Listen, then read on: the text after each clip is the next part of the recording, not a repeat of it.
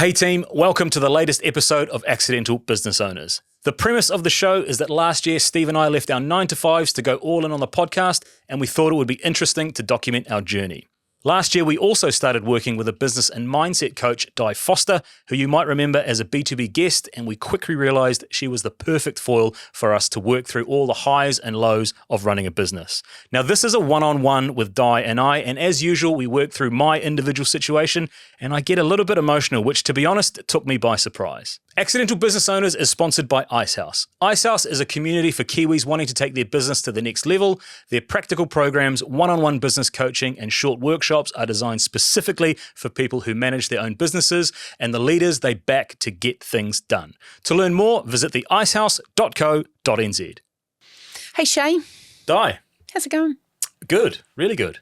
I felt like our homework exercise sort of unlocked a part of my brain that I didn't think about. Is that the homework exercise that you sent through at about 9 o'clock last night? No. 3 o'clock yesterday afternoon. I got it. Thank you very much. I have no control over when you check your inbox, but yes, that is the homework. That was done last minute. You're right. If I was a betting girl, I'm not sure I would have bet that you would have sent it to me. I've been waiting for that for a year. Yeah. Good things take time? Yeah, they do. Why do you reckon good things take time? It's just a saying. I don't know why I thought that, and I don't know why I haven't done this sooner. I do. Go on. Tell me what you notice about when you read it. Oh, so backstory here. Yes. The homework was 10,000 days. Yes. What do you want to be doing, to have done? What financial position do you want to be in?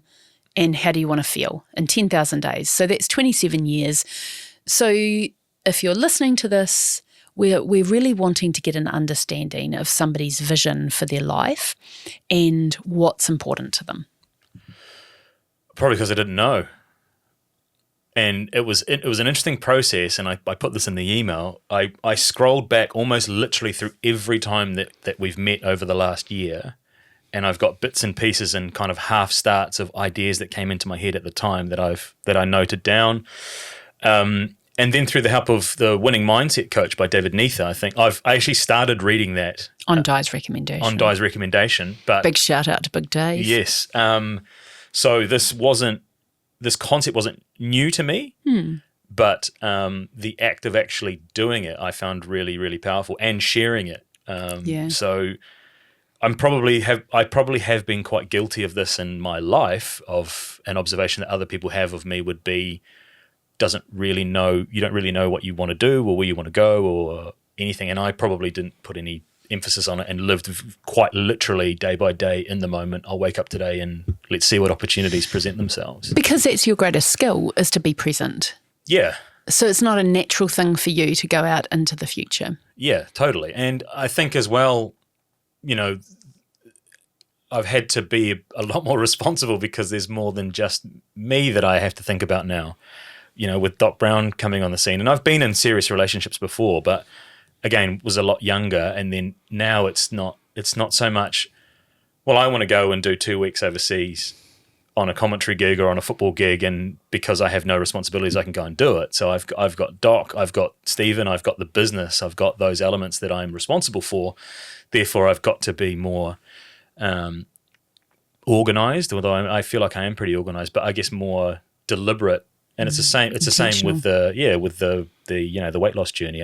I've been most successful with that when I've been really deliberate about my actions and planned actions. So, by having this actually documented and kind of critically thinking about some of the things, and I did have that moment where I was like, plus 27 years. I was like, shit, I'll be 69. I was like, oh man, that's mum's. That's mum's in her 70s now. Yeah, but that's that generation. I kind of I thought about where she's at and thought, oh man, how much more beneficial this could have been back in her 40s when she when she was there. So I can definitely see the benefit in having doing it.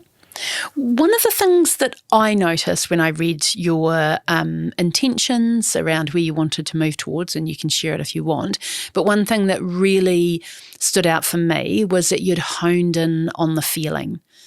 Now that I think is critical for you, because I have a funny feeling that you might be a little bit like me, where, having a net worth that's plucking a figure out of the air, or having, just saying that you want to do these things because you think you should, has no attachment to you. You have to understand the feeling behind it and why it's important to you. Yeah, that's very accurate, yeah. And probably by accident more than by design, but again, through the process of actually doing it, I was writing things out and I was like going, ugh, like you can see in the 100, probably lost steam in the 100-day because they feel more like tasks and things. We're going to talk about those in a minute. Don't jump ahead. Okay. Yep. But it is the 10,000 days has a really, really clear feeling to it, doesn't it? Totally. I mean, I'm happy to share this. I'm happy to share the statement. So I landed on on 4 of them. The first one was active and healthy. Can you read your statement though? Yeah, sure. Like from the very top. Yeah. His face is saying no. No, I can't. No. He shifts nervously in his chair again. I am Seamus Martin, undoubtedly proud of myself. I cherish family and friends, nurture meaningful connections, stay true to my identity, live a life that affords me freedom and space to find peace in nature. Can you do that again for me?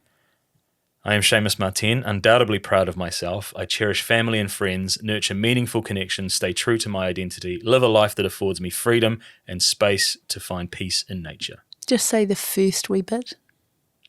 I am Seamus Martin. Next bit. Undoubtedly proud of myself. Yeah. Uh-huh. Your homework is to look in the mirror and say that like 10 times every day. Okay. So that every cell in your body feels it. Yeah. And see what comes up. Yeah. Is that... It feels uncomfortable straight away to think about actually doing that. Yeah. Is that a natural response? Or is that my that's my response? That's your natural response. Yeah. It's not right or wrong. No. Yeah, I've seen tasks and suggestions like this around positive affirmations, and it just feels wildly, One of the other thing Big Dave does in his book is actually I don't know if he did it in that or whether I heard him talk about it. But one of his next ones is, I give myself permission to be a world-class ... And I really like that. I think the undoubtedly proud of yourself and the giving yourself permission definitely spoke to me in a whole nother level. Just, what does it take to be world-class? It's like, it's almost like you give yourself permission to do the work, to be world-class. It's not, like, to me, it's not an ego thing. It's like I'm just giving myself permission that I'm dedicated to doing that, which I think is hugely important. Yeah, and I think that this kind of process as well gave me definitely a license to really think critically about, well, how do I actually make these things happen? How do I bring these things to life? Yeah. So tell me, go on. So the first one for 10,000 days, so at 69, to be active and healthy. And then I wanted to put more meat around the bones of that. So able to still complete multi-day hikes with Doc Brown. I had a South Island... Oh, thank you for the use of your car, by the way. You're welcome. I put a lot of Ks on it. I don't know if you noticed that, but it's fine. But I did have a moment where I was gasping for breath going up a hill, but thinking I still want to be doing this in an amount of time. And I think the last time we spoke, we kind of broke that 100 kg goal down, and it kind of realized it was kind of arbitrary, and it was an idea. And I look at some of the stuff that Dave Wood's putting out with me starring in it, and he does talk exactly about the process rather than the goal. Love it. And yeah, I guess that's speaking to a little bit of this exercise is, well, to be able to do that, what do I need to do now to ensure that happens in the future? So active and healthy was the first one. Financial freedom was the second one. Yep. And for me, that was to be able to explore new parts of the world. So to be able to travel is a real big driver for me, to be able to have the freedom to go somewhere and to do things while you're there. Connected to culture. So we spoke a little bit about that and being seen, and in our last one-on-one, and the embodiment of that is a body of professional work that uplifts specific people. So in plus 27 years to be able to look back and go, I did all these cool things, and I kept who I was and flew the flag, so to speak. And the last one is safe spaces. So a home filled with cherished memories and a weekend getaway to recharge when needed. I love it. And I put in brackets Lake Taupo because that's my happy place. Yeah. So, yeah. When I read it, one thing that really struck me was in our last conversation, you said that you didn't like doing LinkedIn posts and writing because, Steve's such a better writer. But when I read that, I felt like I was connected to your soul. Yeah. Yeah. It felt like you. Yeah. It didn't feel like you were trying to do it for anybody else. It was like, this is what I would like. Yeah, and that's exactly what it is. And I think that's why sometimes it can take so long to write these things down. Yeah. Because you didn't just give me anything, you've actually done the task, which is it's greater self-awareness and actually getting down to the core things of what are important to you. Yeah. So I think that 10,000 days thing was the easiest part of this task for me. It was walking it back. Around, what does that look like in 1,000 days, 3 years? That part was a little bit easier, but when I got into the 100-day projects, it felt more like tasks is kind of where I landed at, which is okay, but I feel like it's not okay because if you go and have a look at your projects, they're not projects, they are tasks. They are tasks. So guess what your homework is this time? Yeah. You got to redo your projects. Yeah, that's cool. So a project it has to be a project. So it has to be written in terms that at the end of that 100 days, you either have succeeded or you haven't. Yeah. That's quite harsh, but I want it to be really, really obvious. Yeah. That it's like, this has happened or it hasn't. Yeah. So and it was the same. Yeah, it was the same about the 1,000 days. Their tasks. Yeah, and the 1,000 days, the question that I need you to answer. So the 1,000 days comes down to profile, and the question is, who do I need to be known by, and for what? Now, the reason that I think that you should spend some time. That 1,000 days needs to be as you as the 10,000 days, because that is what you're going to build your personal brand on going forward. What do you want to be known for and by whom? So you might have 3 or 4 things in there that are like, I want to be known for, I'm not going to make them up for you, but you know what I mean? So the really interesting thing about that is, like, if I give you an example, previously, because of my speaking, I've kind of felt like I've been known as the cancer girl, where now in my keynotes, there's not an option to tell my story. You kind of get that because that's who I am. But it's like I'm known for radical responsibility. I'm known for, it might not be your fault, but it is your responsibility. So that is important to know that, what you want to be known for, because it's kind of like a little bit of your elevator pitch and where you're moving towards. Yeah. Yeah, that makes sense in my perspective, because I don't think I've quite, in terms of that speaking element, I don't think I've quite landed and nailed I've had a couple of cracks at it, and both times I've come away feeling like I'm not sure I quite got that. I'm not sure the audience got exactly what I was trying to get across, but I also don't think I know exactly what I'm trying to get across either in terms of that. I agree. Now, the reason that I think this is important for you is that second statement that I said was, I give myself permission to be world class. Now, that is definitely part of your homework. I'm not even worried about your 100-day projects at the moment. I'm more concerned about that first 10,000 days is great. I need you to nail that 1,000 days, because that is really in what you want to be world class in. Yeah. Now, the reason that I say that is that we try and do too much. We kind of do this and we do that, and we've been quietly narrowing down you guys to say, yep, you do this over here, and yep, you do this over here. As you get more clear on this, you're going to want to fine-tune things even more. Yeah. Because to be world-class at something takes dedication. And if you want to be world-class and you want to be paid in a world-class way for what it is that you do, you need to put in the work. And that's where your 100-day projects come in. Yeah, that makes sense. So the reason that you don't love your 100-day projects at the moment is because they are a task list, and we need to go away from that. Yeah, I think I got a couple. I've got a couple in there that I put commentated at a FIFA World Cup. Yep. First Pacific Islander to do so. So Yep. I think that's a project that's about walking that.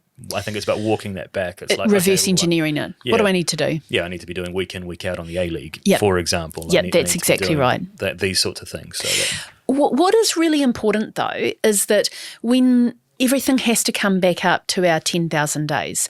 So, if you've got a project, like a personal project, because generally projects fit into profile, productivity, profit, and I always add in personal. did you see I did that? Yes, I did, which is really important, the personal side of things for you.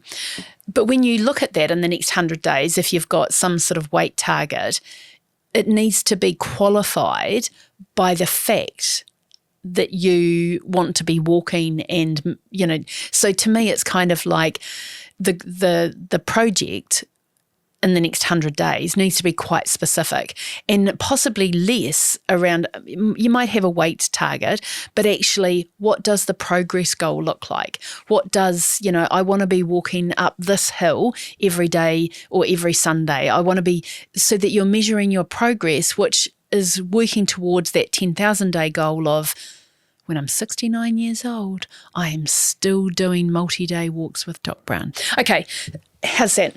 Yeah, that's really good. It's really good. I think the next step is probably being comfortable enough to share this with Stephen. Yeah. Because it feels intensely personal. It feels fine to share it with you. But I have this weird feeling like it's the showing and the scene thing a little bit as well of like, what's the judgment of others on that? And I don't know why that is. You're looking at me because I just say I don't know why that is, and then whenever I generally say I don't know why that is, I actually know why that is. But I don't know why that is right in this moment. What's the problem with being seen? Nothing. There's nothing. Oh, he answered that way too quickly. I know, you said that last time again. Every time he goes, nothing? I don't know. It's like, you're right. Calling bullshit on that one. Yeah. Okay, so we question for you. I'm not so concerned about you being seen by other people. I understand that there may be some judgment in that. And I think we can all guess to why that might be. But how do you see yourself?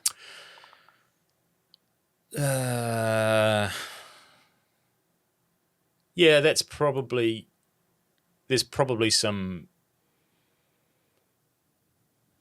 discomfort in parts of that. I know we had a group session just before, and I wrote down your comment of "Holy shit, I actually did it," and I was thinking of it in the moment about how I've done lots of amazing things, and I probably haven't celebrated or reflected on some of those things, and in that way of when I've done stuff, it's more been, well, these are all the things that were wrong with it.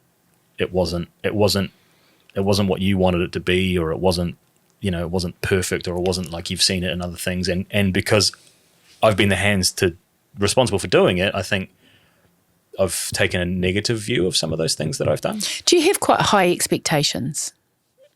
I think so, yes. Do you want to know why I've got a really good marriage? Sure. I have no expectations of my husband. Okay. I'm actually not joking. Yeah. Expectations just kill all the joy. Yeah. When you go through life expecting that your best friend acts like this or rings you on these days, it just kills the friendship.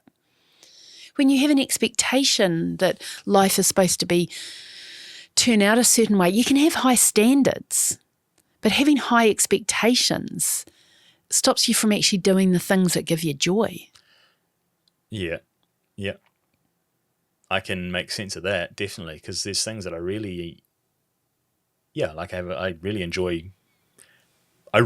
nature, but for 20 years I never did any of it because I probably thought it was a waste of time, or I could be doing something meaningful for whoever. I don't know who that is, but I never did. And in the last year and a half, I love just being out and Is about. there anything more meaningful than being connected? No, it's amazing. So, I And what's written down there repetitively? Being the best part of... being the best part of someone's day. And that is ultimate connection. Yeah. Well, I've stole that from Jason Gunn. But that, I know. But you're owning that. That pierced my soul, yeah. Yeah. Yeah, and I do consciously, try and make little pockets of the world a better place for that moment in time, yeah. And this is the whole point, is that it's just about owning that. I would never, with all of the stuff that I've written about myself or the intentions that I have in the world, I would never write that I wanted to be the best part of someone's day. I might write that I want to be the most challenging part of someone's day.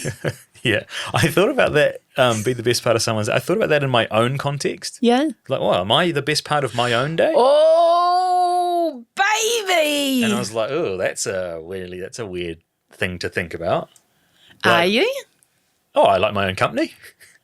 But probably not. Probably there's a lot of stuff that goes on up in here that nobody else is privy to. Ooh, that is where the work is. Yeah. That is where the work is. Write that down. How do I be the best part of my own day? Okay.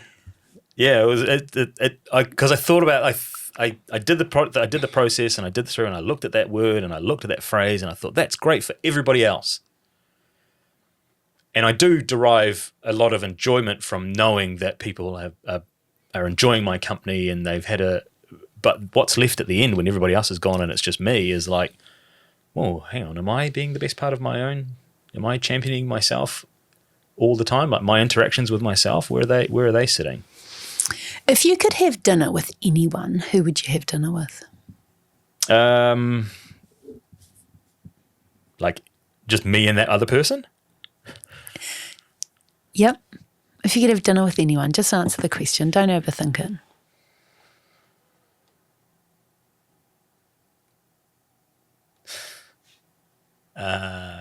Dad? Do you know who I'd have dinner with? Go on. My 96-year-old self. Interesting. Yeah, that'd be an interesting experience.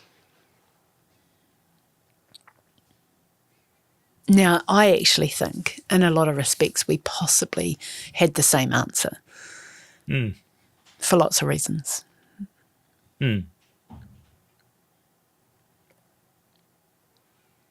Yeah. Do you reckon your dad's proud of you?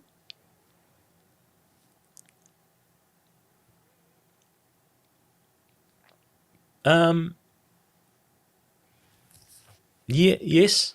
I hope so. Yeah, I'd say he would be, yeah. I don't have any reason to think that he wouldn't be.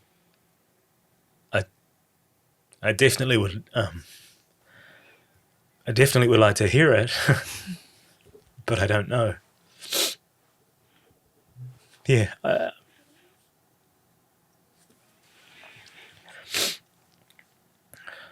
Yeah, I miss him a lot. I don't probably acknowledge a lot of that stuff sometimes, but yeah, it'd be nice to hear that. So you'd like to have dinner with your dad and you'd like him to tell you that he's proud of you? Yeah. I reckon I probably picked my 96-year-old self because I probably want to hear from her that she's proud of me. Yeah. Yeah, that's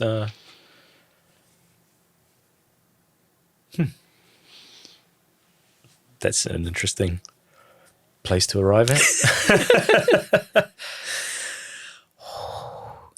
Yeah. Okay. If it was me and I had lost somebody and I wanted to know that they were proud of me or to have that sense, I would go to the beach or I'd go in the mountains and I'd have a chat to them. Funny. I've been recommended to do that before, and the person's, because Dad was a forestry consultant, loved trees. Go figure why I like nature so much. But they said go to the geographic centre of the North Island, which is like this kind of big forest and stuff, and go and talk to them. And I've done it a couple of times in life when I felt whatever I felt, and I haven't done that for a while. That's why I love going to Topol so much, because that place reminds me of growing up and being when he was around and that sort of thing. So yeah, it's probably something to add to the 100-day project. So if we go through life and we feel like there's something missing or there's something that we'd want, we kind of find it in other ways, or we never quite step into our own truth, or we never quite are comfortable being seen, because it's like there's this little empty feeling inside of us. And so my advice to you would be to meet yourself there, as hard as that is, and to fulfill that for yourself. And so I think through this conversation, what I'm trying to say is I understand that you might want to hear it from your dad, but you may need to settle for hearing it from yourself. Good wisdom.